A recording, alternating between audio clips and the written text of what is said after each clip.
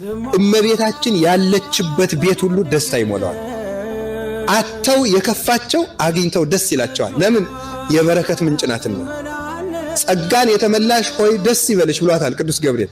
ጸጋን የተመለ ምን አይነት ጸጋ? የፈውስ ጸጋ፣ የሀብት ጸጋ፣ የጥበብ ጸጋ፣ ጸጋን ሁሉ የተመላች ናት እመቤታችን። መዝገበ ረድኤት ጸጋን ሁሉ ስለተመላች እመቤታችን የገባችበት ቤት ሁሉ ጉድለቱ ይሞላና ደስታ ትሰጣለች።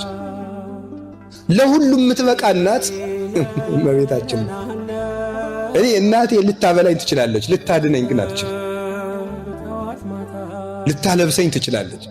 ከጸጋ ስትሰራቆት ግን እናቴ ምን ልታደርግ ትችላለች? አብራኝ ታለቅሳለች እንጂ። ብታሰር እናቴ ወርዳ ጠበቃ ገዝታ ልታስፈታኝ ትችላለች። በነፍሴ ብታሰር ግን ማስፈታት አትችልም።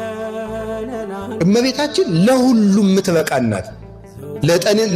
ሐኪም ትሆንናለች፣ መጋቢ ትሆንናለች፣ መምህርት ትሆንናለች፣ መጠለያ ትሆንናለች፣ ሀገር ትሆንናለች፣ ጌጥ ትሆንናለች፣ መነጽር ትሆንናለች፣ መልካም ቃል ለጆሮአችን፣ ለእዝኔ ሰናይ ዜና፣ ለጆሮዬ በጎ ዜና ነሽ፣ ለአንደበቴ መልካም ቃና ነሽ፣ ለዓይኔ ኩል ጌጥ ሞገስ ክብር ነሽ፣ ለክሳዴ ባዝግና፣ ለአንገቴ ደግሞ ዝርግፍ ወርቅ ክብር ሞገስ ጌጤ ነሽ ይላታል አባ ጊዮርጊስ እመቤታችን ሲያመሰግናት። ጌጥ መሆን ይውላችሁ ልብስ ምግብ አይሆንም፣ ምግብ ልብስ አይሆንም። እመቤታችን ሁሉን ትሆንናለች። ለምን? ሁሉን የተመላች ስለሆነ። እግዚአብሔር ጸጋን ሁሉ የዘገበባት የጸጋ ማህደር ናት እመቤታችን። ይሄ ደግሞ ሊደንቀን አይችልም። ጸጋን ሁሉ በያዙ አይደንቀንም፣ የጸጋን ባለቤት ሁሉ ስለያዘችው ማለት ነው።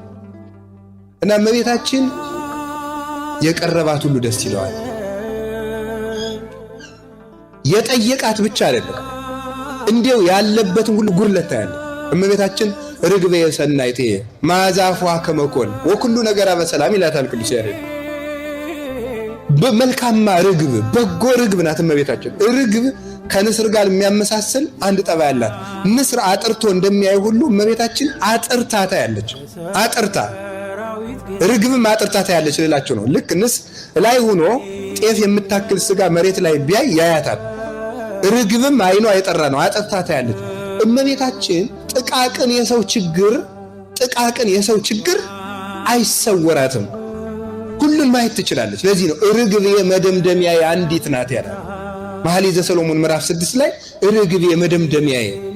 ዋናዋ ርግብ እመቤታችን ናት። አይኗ የጠራላት ሰውን በየችግሩ የምታየው። ቃና ዘገሊላ ላይ ሁሉ በልጦ ጠጥቶ ደስታውን ሲፈጽም